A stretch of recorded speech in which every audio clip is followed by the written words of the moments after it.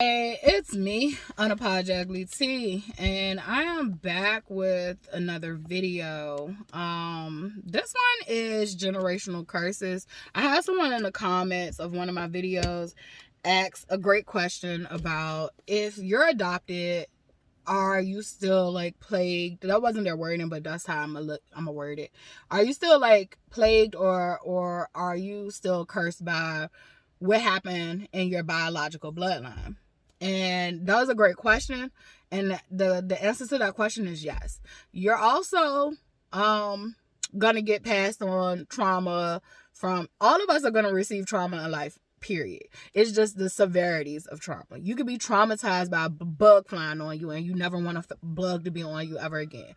So let's make that clear. We all experience trauma. It's just different severities. So like even if you come up in a well-balanced household, you're gonna get traumatized by something that has happened. It's literally inevitable. And trauma just means that like it has left a mark on you. It has left a mark on you. And it's something that you probably would never get and is associated with something negative. So it can be traumatic to lose a parent early in life. It can be traumatic that grandma died. It could be traumatic that your cousin got sick and they had to go through therapy. Like, so life is it's inevitable that you might, have a situation that is traumatizing. So to answer that question is yes, you still have the generational cycles you will need to break in your family's bloodline. Plus, you'll also be having added of whatever your adoptive parents project onto you. So like, even though that's not your bloodline, that is the nurture aspect of your life. So when I think about this conversation, epigenetics definitely comes up. That is the science talk of all this stuff. So if you have been paying attention to my videos, I love science. I love religion. Literally, science is religion. It's just trying to prove it. So religion says I don't have to prove shit. I believe it. I believe it and I know it to be true. Whether you do or not, I do. Science is like, I see this, whether it's an anomaly or not, like I want to be able to prove why it's happening, how it's happening, and I'm going to try to set the conditions for how it's happening. I'm going to try to, be unbiased and not set the conditions. Like it's just a lot of integral parts in trying to prove some shit. But as we know, science is ever evolving, just like life is. Literally, science doesn't really prove shit. For real, for me, it's just like, I don't know, it's like a cooler understanding. But God laughs at science all the time for me. One of the ways I think of that is the white man's classification system. Literally, what it is to be a mammal, the platypus duck. That was literally, someone said when I was younger, like, the platypus, God created the platypus duck to basically laugh at man's classification system, because the platypus duck does not fit in as a mammal. Like, the platypus duck is all over the fucking place, but they call it a mammal. So literally, when I think of like white man science, I don't look at white man science as law. I look at white man science as cool experiments to kind of gauge a norm or an average. So like, lots of experiments. We're living in experiments. It's just like, that's the truth. So like, literally, if you want it from a more science angle, science has literally been working on trying to prove this. You can Google epigenetics. Like I always say, do not take the AI version as law. That literally has been fed information just for it to know it. Literally, you're gonna have to use your intuition and also some logic, lots of logic, and read different articles. Don't always pick the first article. You can use Wikipedia to start, but you need more information from different sources to kind of like gauge your own understanding on this stuff. So epigenetics is just proving that like when trauma happens, they've done studies on rats and also humans. So like, when trauma happens, literally the mother can pass on the trauma. So when trauma happens, you get stressed out. That stress leaves a marker on your DNA and genetic coding. And because DNA and genetic coding is literally like you can look at it as probability. So it's like probability. It doesn't mean that just because this has happened in your bloodline, it will get passed on to you. It just means that you're in the lottery for it. Hi. You're in the lottery for that generational trauma or curse. So like literally, and one thing we don't talk about is the same way that you can inherit generational trauma, you can inherit generational wealth and abundance. We need to bring awareness to that because a lot of us are doing all this trauma work and trauma healing, and we're not tapping into our abundance. Literally, the same way your family had trauma in it, the same way that you're living here today, that meant somebody did some great shit for you to be here. Like, in order for you to be here, there had to be so many working parts and people to make you be here. So literally, you have, just like you have bad, you have good. And when you finish healing that bad, baby, tap into that good, because you are, beautifully and divinely you because of that good. So like literally, don't get too wrapped up in all the negative things. Once you get to a certain point of healing, start working on realizing the good in your bloodline, realizing that good shit in your bloodline. Like, that helps with building your self-esteem, your self-worth, and also tapping into your abundance. So like, tapping into your birthrights. So literally, I went spiritual, but we're gonna get back to the science of things because I'm not gonna stay that long, and I'm gonna go back to spiritual. So literally, stress will leave a marker on the DNA. You get into the lottery pool of, when your mom and your dad mates, you get 23 chromosomes from your mom and you get 23 chromosomes from your dad. Each of them give you a sex chromosome. The way that you are a girl is if you get an XX. The way that you are a guy, a male, is if you get, XY. A lot of times when you're hitting the lottery jackpot to be a male, if you are giving something from your mother's side and that coding is off, you're going to be stuck with those issues. Or those gifts, because you don't have another X chromosome to combat it or to help it out. So if it's a bad thing, like color blindness, like some people say that's a bad thing because you're not seeing the colors the way everybody else is, but I just think, you're seeing the colors as you should. But if you are a girl, and that's why a lot of women typically don't have color blindness like men do, is because even if they get a X chromosome from their mom, and that's the sex chromosome, literally, if they get one from their mom and it has colorblind on it, literally, if they get one from their dad and it doesn't code for colorblind, like that will tap out and combat that person from being colorblind. And so what you'll find in males is that they are more predestined. I don't know how to put that word. They're more, is it predisposed? I think it's predisposed. I don't know. My brain is lagging because I just did a big dump on gang culture and who the real gang problem is. But literally, so like my brain is not picking up on what I want to say. Literally though, like the males are more susceptible to having issues with genetic coding because they don't have that other X in. Then you also have like situations where you have intersex people. We have called them hermaphrodites in the past. Literally, they prefer to go by intersex now. I forgot what was the other one. I think it was another one too, but it probably was derogatory. But hermaphrodite is literally a scientific term, and they use it for animals as well that are there. They can change sex, or there's some space in between what their sex is. So like literally that happens in humans. It is something that actually happens, and it's a is when you get an extra sex chromosome. So you can get extra chromosomes. So like you're supposed to have 46, but you can actually have a situation where you can have 47. And it could be on, you can have 47, you can have less than 46, so like 45. So like that's when you start to have like different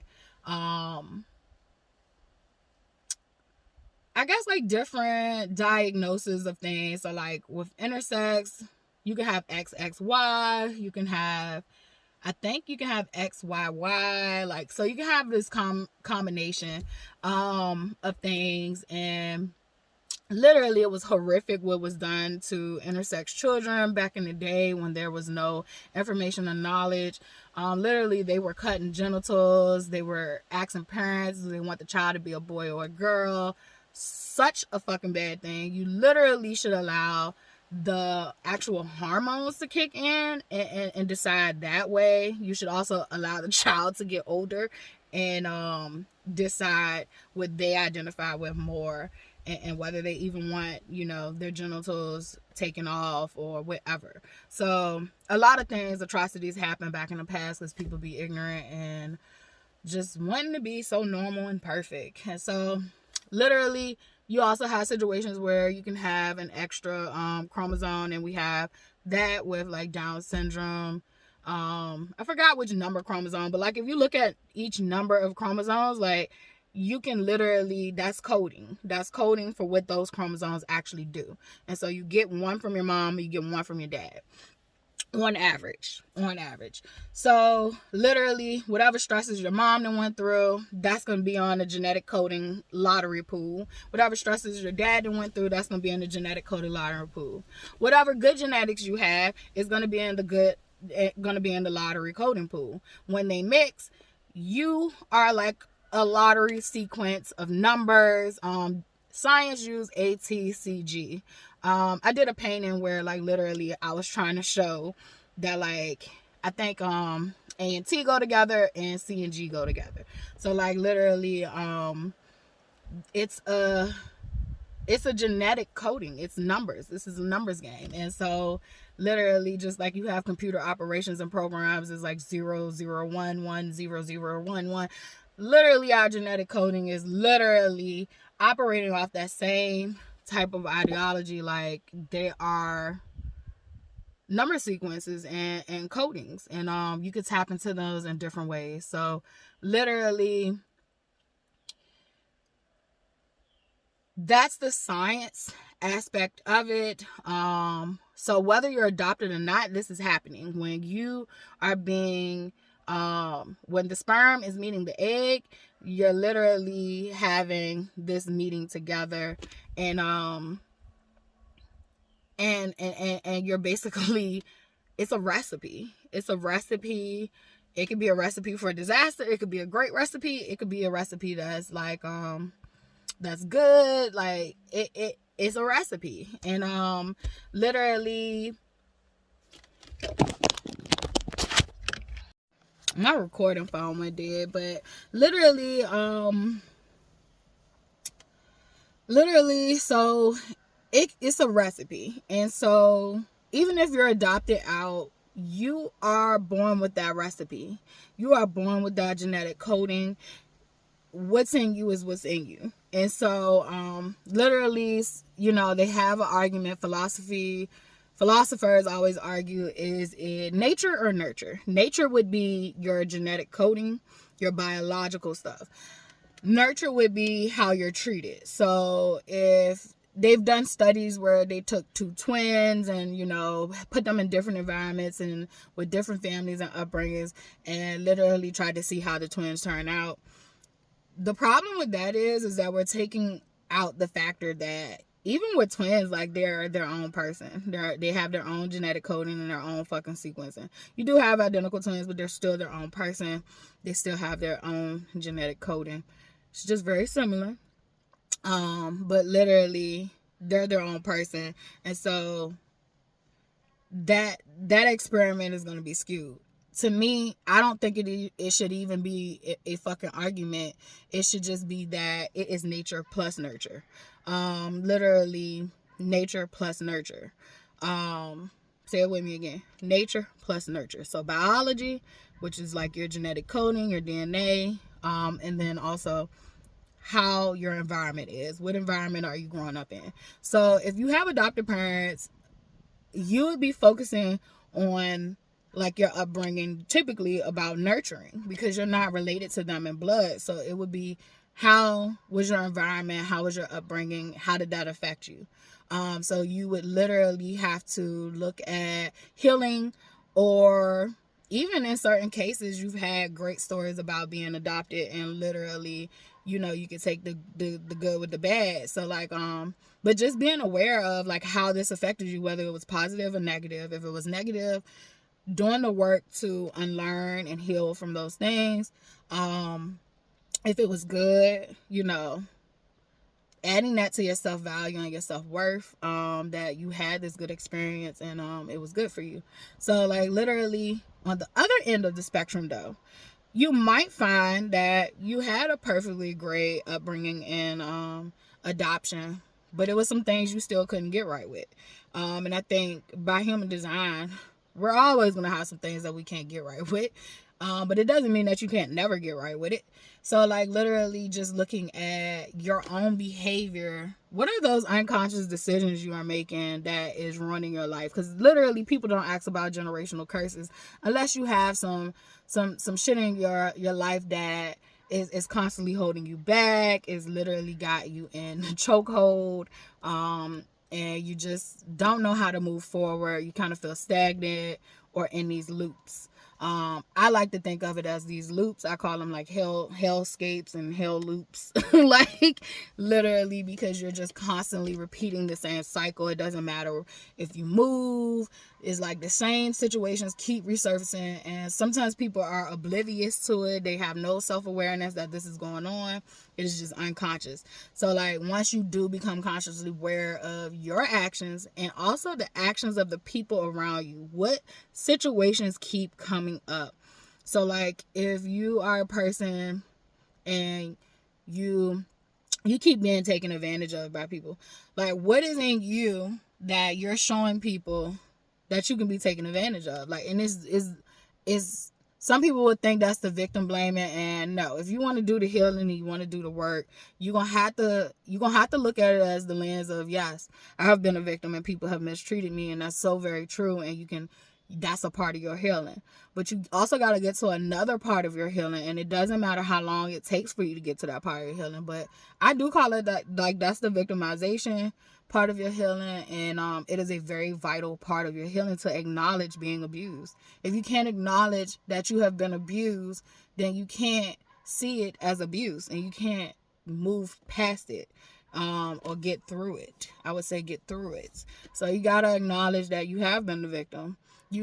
The only thing I think some people get scared of this part is that people get stuck in victimization. So you get repeatedly abused because you're giving your power away to people and allowing them to constantly victimize you, because you're stuck in that I'm always being abused by other people, but you're not moving through to see, well, what is showing up in me and what actions what part am I playing that I'm allowing this to happen?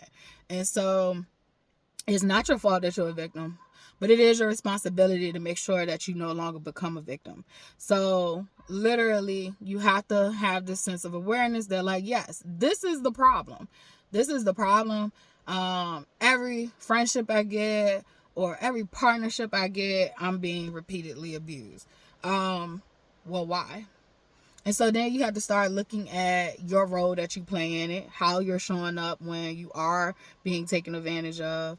And it can go for anything. It could go for any scenario and any situation. Like, I'm giving out free game right now. I always try to give out free game. I do have a spiritual advising business, and that I would like for people to come and go to the website and check me out, sign up, definitely. I'm giving free game, but not everybody gonna be able to pick up free game and do it on their own. Some people gonna need help and guidance through this process. So like, but here I'm giving it free. But like, you literally want to get to the step of, that's the step that I know something is wrong. I'm able to identify that X, Y, and Z keep happening. Literally, it could literally be you keep getting locked up. Like it literally could be you the problem. and literally, like, you gotta come to terms of, like, why do I keep getting locked up? Like, why do I keep doing these things that's getting me locked up? Whether it's your addiction to drugs, or you have a stealing problem, or you have an anger issue. Like, you literally have to look at what's ruining your life, or what's causing problems in your life, what's a pain point in your life that's stopping you from getting to where you want to be. And once you are able to get to that point, you can now look at, like, your actual role you play in it. And that's kind of how, the processing of breaking generational curses kind of work. And so literally, you just have to go through this whole processing. A lot of people try to get over it. The people that I see try to get over it, baby, I was a get it over it. Pull that shit up by the bootstraps and keep fucking moving. And I was very, very, very, very good on paper. Look great on paper. People thought, like, oh, she's so smart, she's so this, oh, she makes shit look easy. Like, baby was dying inside, because literally I was not addressing what was happening. I was not going through what was happening. I kept trying to get over it and get to the point of what's good. And even though I was doing that, I had lots of great moments in my life. I literally had lots of great moments in my life, but I was so miserable I couldn't even enjoy them. It was like, what's next? Like, what's the next goal to get through? Because I literally didn't want downtime. I didn't want time to celebrate. I just had all these negative views and things on life. So, like, to celebrate meant that, like, literally, that was a negative thing for me, to celebrate my accomplishments. Like, I felt like I'm supposed to be doing this. Like, what am I celebrating for? Like, I'm supposed to be doing this. It was just such a negative, warped view. To sit still meant I had to deal with my shit. Like, I had to deal with what's going on with me, what had happened to me, and all this trauma and hurt and this pain. And I didn't want to. So even if you are adopted, whether it's by family, whether it's by people you don't know, like, literally, it's less important of you knowing your family's history and your family's story. You literally can figure out your family history and your family story, or at least parts of it, by looking at how you are showing up in your own life. By looking at that's your generational wealth is going to be what you're good at. Your generational abundance is going to be what you're good at, what you're naturally gifted at, what you're naturally, what comes natural to you. Your generational cycles, curses, loops, whatever, they're going to be the ones, traumas, that's going to be where you show up negative in your life. And I'll say, like, you show up where you don't like it.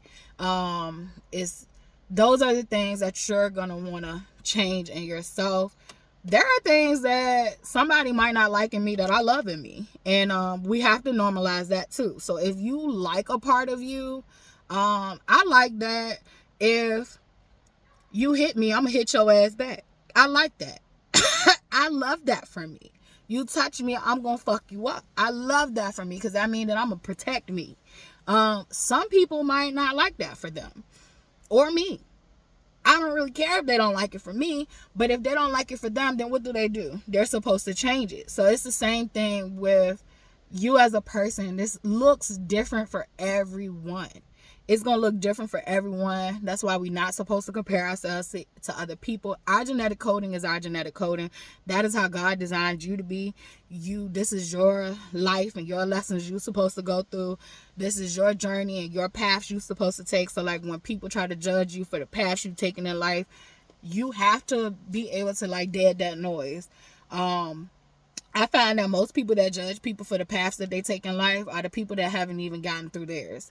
They may have struck success at some point, and they may be, you know, well-to-do. They could be just comfortable. But them having that ideology and that logic, it lets me know that they have not worked through their own stuff in life. Because I feel like once you work through your own stuff in life, you start to realize how, like, literally all these things you were doing were leading up to your life, period. It doesn't matter what you have done wrong, what was done wrong to you. It was all leading up to now, and it will continue to lead up to the next point and the next point and the next point. We're literally just all living life and trying to figure it out. Everybody's trying to figure it out. It doesn't matter what age you get to. You do have some people that say, hey, look, I'm complacent where I'm at, and this is where I would like to stop growing. I'm comfortable here in this area of life, and they literally, you know, stay there. I'm not that type of person. I like to continuously grow.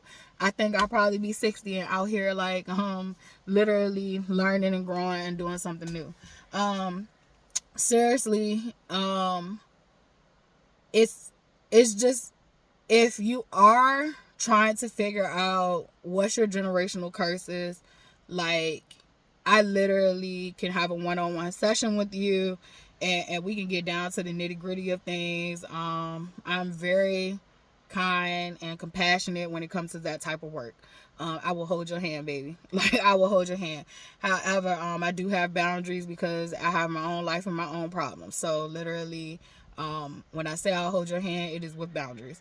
But I don't do, I'm direct, and I tell you the truth from my angle, and literally, but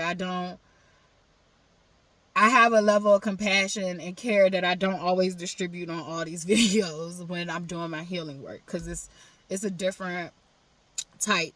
Then I do feel like you get to a stage where you get the homegirl talk. Like, you get the talk of, like, you know, all right, well, you know what you need to know, and you need to get your shit together. Like, it's time for you to get your shit together. Like, but when we starting out, definitely, I'm gonna hold your hand through it. Definitely, if you're just getting to the point of self-awareness. If you're just getting to the point of self-awareness, you're in a delicate state, and literally we need to work with you at where you're at. So, just in a nutshell, yes, you can inherit generational trauma and generational abundance even if you're adopted. You can also inherit whatever that bloodline and family that you're adopted with. Adoption is a contract. Adoption is a contract. A lot of things we do in this 3D realm, spiritual wise, we're forming bloodlines and connections. So, like, if you're making a contract of love on this earthly plane, some people make contracts of love in the spiritual realm well before they even get to this 3D world. Like, you have people who are partners before they really realize it in the 3D. You have people who literally as contracted with things like adoption, like, they've made deals to actually do this thing. And then you have sometimes where people are dusting, swamping, and fucking shit up. So literally, you have to use discernment. But adoption is a contract. Adoption, literally, you're now a part of that bloodline. Even if that blood doesn't flow through you are a part of that bloodline. It is a contractual agreement. I know you as the child did not have much say in that, but spiritually, one would argue that, like, we all sign up to be here. Not everything. Some people believe everything that's happening, we knew it and we still signed up anyway. I don't agree with that logic. This is where I don't agree with this logic, is because God gives free will. So I do feel like we sign up to be here, but I also feel like we sign up to be here with knowing a lot that's going to happen. However, because God gives human beings free will, think of that shit like if you from the 90s, you know the Goosebumps book, and they used to have, like, the choice, like, you can make this choice or this decision, and so you could say, yes, she went and checked the closet, and then that would tell you to turn the page, 23. Well, if you really believe in the book of life, I look at the book of life like that. Yes, God knows all the options and the possibilities and all that shit, but we don't. We're limited to what information we have on these journeys. But I do think that like our memory is wiped when we come here, because it literally it makes shit fair. Like, it makes shit fair. Like, if you knew everything, like, that would be kind of like cheating to me. But still, like, literally, you don't know everything when you're signing this contract. You know what you need to know. You know what you need to know. And so, because there is free will and you can't control what other people are going to do, that changes the trajectory of things sometimes. So, like, if that person was originally supposed to make the decision not to do something, but they in turn changed their mind while they were living this life and said, I'm gonna do this instead, literally, that changes the trajectory of things. So like, I think of it as those books that literally have the options of, you could say yes or no, and then you have to turn to another page depending on, it's like possibilities. So we have all these different possibilities and timelines that we can live on. And I hope I'm not getting too deep, but that's just how my brain see it. But we have these different timelines that we shift, or we leap into, or we literally change the trajectory altogether and veer off, you know, what we were supposed to be doing anyway. So I don't look at, you know, we know everything. I think we know a lot of the core things, and I think we know what we sign up for in the most part. But I don't think we know anything. This is a game of probability. It is all about making choices and decisions, and literally, that changes a lot of things. Literally, I could have made a decision to, you know, go to another college, and my life would have been different. I would have met different people. I might would have had some of the same similar situations happen, but they would have been with different people, different situations, different area of life. Literally. So I do think that we make deals to be here. No matter how fucked up your life is, like, I think you made a contract to be here, and some things can go awry, some things can go for the best or the better, and some things can stay on path. Literally, you know, it's all up to decision making and the choices that we make, and the people we associate ourselves with once we get older. Because once you're little, like, I think that you did pick your parents. You did pick your parents. Like, I do believe that you picked your parents. I do believe you pick a set of friends. Like, literally, me and my best friend, we call each other best friend soulmates, because like, you can have a soulmate that is not a romantic partnership. You literally can have soul family that is not what you see as your physical bloodline, and some of them are. It's just lost in a whole bunch of this, you know,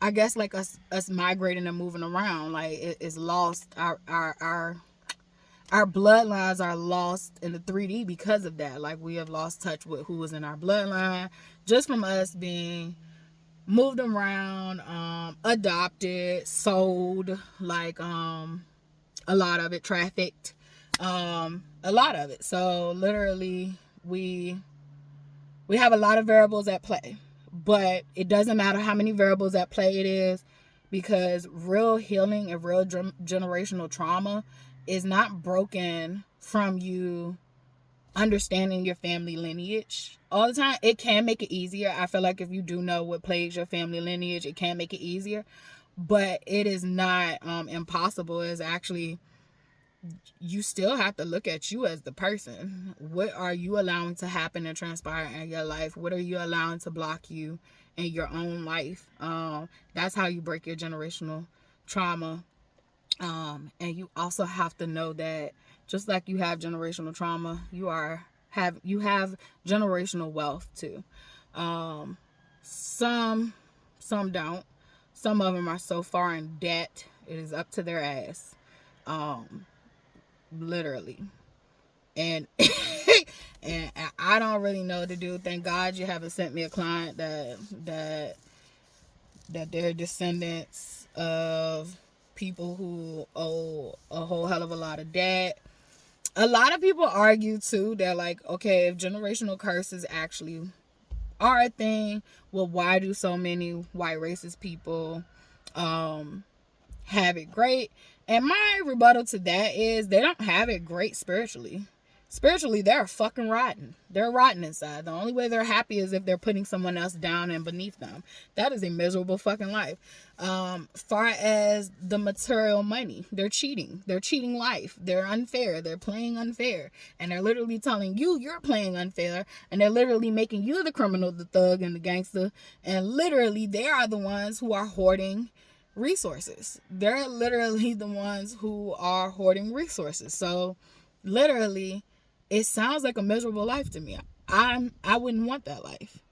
I wouldn't want to be the one responsible for all that bloodshed and fucking up other people's lives, because yes, that shit will come to you.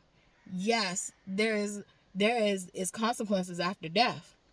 So even if you don't have your consequences here, there's consequences after death. I don't know why people think this shit don't exist. And like I said, I've experienced a lot of stuff, and I've heard different stories, and even atheists sometimes, when they're about to die, like, they realize that there's a God. They realize that they no longer have the control.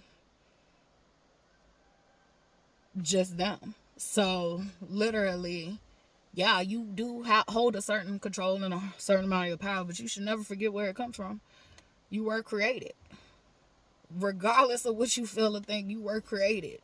You were created. And literally, there is consequences after death. Just like there is, there's good stuff after death. Literally, there's other places than Earth. There's other places than Earth. Like, everybody think Earth is hell, and yeah, it's a form of hell if you make it that way. Like, but there's places worse than here. There's places worse than here. So, there are many levels to hell. Many, many levels. So, don't ever think that, like, people are getting away with this shit. I know someone has brought up to me before, too, is that, like, I always wonder, why do the good people have to go through, like, if they do something wrong, it's, like, almost instant, like, punishment. And it's like, well, the other people who are bad, they do some shit, and it's like, you don't even get to see that punishment sometimes, or it takes a while for their punishment to happen. And to me, I like to look at this as, would you rather be the person who is reprimanded and corrected right away, and you ain't got to worry about that shit collecting and building up on you? And or would you rather be the person who literally is living the life of misery, of hurting other people, constantly hurting other people, never learning their lesson? Even if they get some type of consequences, it's still, like, not registering on. Would you rather be that person trapped in a hellscape, because that's a hellscape, or would you rather be the person who is literally getting reprimanded right away, and you can fix your shit? You can tighten up and you can fix your shit. So, like, that's kind of how I look at it. Like, I don't look at it like in the view of, oh, they're getting away with it. And no, you're not getting away with shit. You're gonna get punished here, and you're gonna get punished elsewhere. It's literally more to this than what we have been told or conditioned to believe. So that's my little spiel on generational curses. I do want to end this with saying that, yes, everybody is going to have some type of generational trauma, curse, loop, cycles that you go through. However, you have generational abundance. A lot of us have generational abundance, because the descendants of the people who literally did a lot of the wicked shit was literally, it was a small percentage. And then you still got people underneath them that's doing wicked shit too, but a lot of them are ignorant. So God is deal with that as God see fit. Fuck around, found out type shit. But the ones that's, like, really spiritually bankrupt, like, literally, it's a top percent that, like, literally God will handle. They're spiritually bankrupt, genetically bankrupt. That's why they're harvesting all this energy and resources from everybody fucking else. And so, because they can't do it on their own. So they find somebody else to do it, and they abuse them while they're doing it. That's crazy. At least if you're going to find somebody else to do it, at least treat them nice. At least value them. Like these niggas said, like, I'm going to harvest your energy and I'm going to fucking kill you in the meantime. It's just crazy. Like, if I was going to harvest energy from someone and exchange energy, I would say exchange energy because I'm a good person. But if I was going to exchange energy and allow someone to help me out and do some other shit for me that I don't feel like doing, I definitely would value them and treat them right. I definitely would show them appreciation and pay them right. But we literally are dealing with some sick, evil, twisted things. And I think on this level, work on breaking your generational curses, loops, traumas. They're all the same thing to me, just different variations and words. You don't have to know your family history to do so. You literally can just look at the areas in your own life that is a pain point. And that is, my dear, the place that you're going to want to focus on and try to fix. Yeah. All the power that you need to break these generational curses are within. Tap within yourself. They have taught you to look up to Sky Daddy. I'm not saying that you can't find Daddy in the sky, but I'm just saying that Daddy is everywhere. Like, and for me, Daddy is both masculine and feminine energy, all source. It just flows through all of us. Every living thing on this planet, it flows through. So literally, I definitely just want to say, keep working on yourself. That is the way out. That is the way through. That is the way out, of getting out of that cycle, is working on you, focusing your attention on you. It is hard when you're not used to it. Definitely if you grew up a people pleaser, like, but it is not impossible. It's just very hard. It's painful, and then it's uncomfortable, and then it becomes a norm. So just keep working on you. And if you do need one-on-one services, you can contact me at contact@humblebeginnings33.com. You can hit up my website, which is in my I guess like the little, my channel, like it's linked in my channel when you look at my channel, but it's www.humblebeginnings33.com. If you don't see a service that I've discussed here, you literally should email me, or you can text me. I get back to you quicker with email or text. If you call, I will not probably return your phone call. You definitely need to text me or message me via email, and then I can set up a time to talk to you over the phone. So it's not that I don't talk over the phone. It's just that I am not sitting to answer that phone all day long. I have stuff I'm doing, and we can schedule a time. So that's that. Literally, if you don't see a service, ask me about it, and we can work something up and out, because I do a lot of things. And not all my services are online. Some of my services I'm actually about to take down just because they aren't things that I'm getting business traction for.